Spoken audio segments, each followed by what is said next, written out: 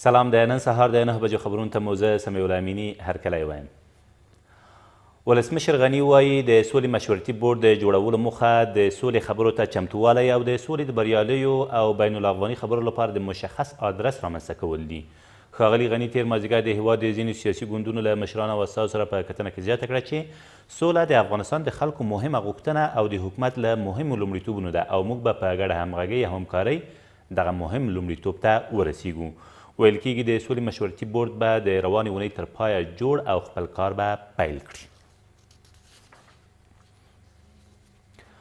سوله ملي بحث دی او زموږ ارزښتونه یوازې افغانان تعریفولی شي. دغه مطلب ولسمشر غني تېره ورځ د سولې په اړه د خپلو مشورتي ناستو په لړ کې د مدني ټولنې له یو شمېر غړو سره په کتنه کې څرګند کړه او زیاته کړه چې موږ باید روښانه اراده او لوری ولرو او تېرې ترخې تجربې تکرار نه کړو.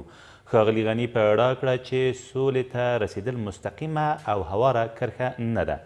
په دې برخه کې باید لوړې او ژورې وزغمو او همدارزې ټینګار وکړو چې د سولې مرکچي ډله به د سولې په هر پړاو کې له ملت سره مشورې وکړي.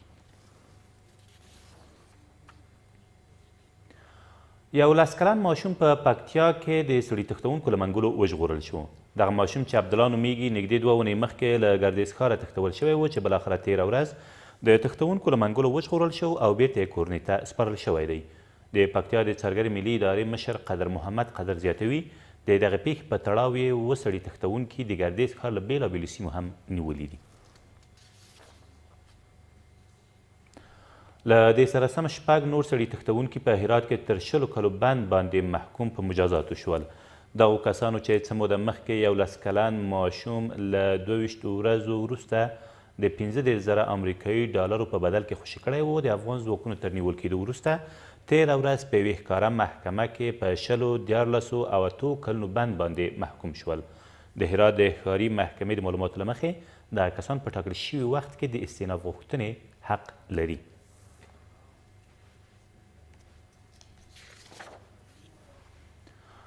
د افغانستان لپاره د آلمان د همکاریو پراختیایي ادارې یا GIZ مشرې په افغانستان کې له امنیتي ستونزو سره د خپل شتون او مرستو د دوام ډاډ ورکړ.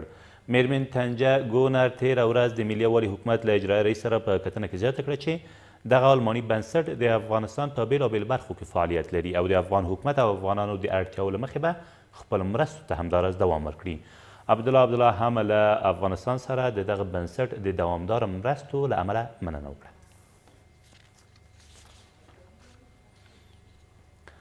او امریکا په هرات او بادغیس ولایتونو کې له 9,000 بېځایه شویو کورنیو سره د غیر خوراکي توکو مرسته کوي. د امریکې سفیر وایي په دې مرستو کې کېږدۍ، کمپلې او د کور نور وسایل شامل دي. په همدې حال کې د کډوالۍ نړیواله ټولنه د هېواد په لویدیځ کې د کورنیو بېځایه شویو بد وضعیت ته اندېښمنه ده.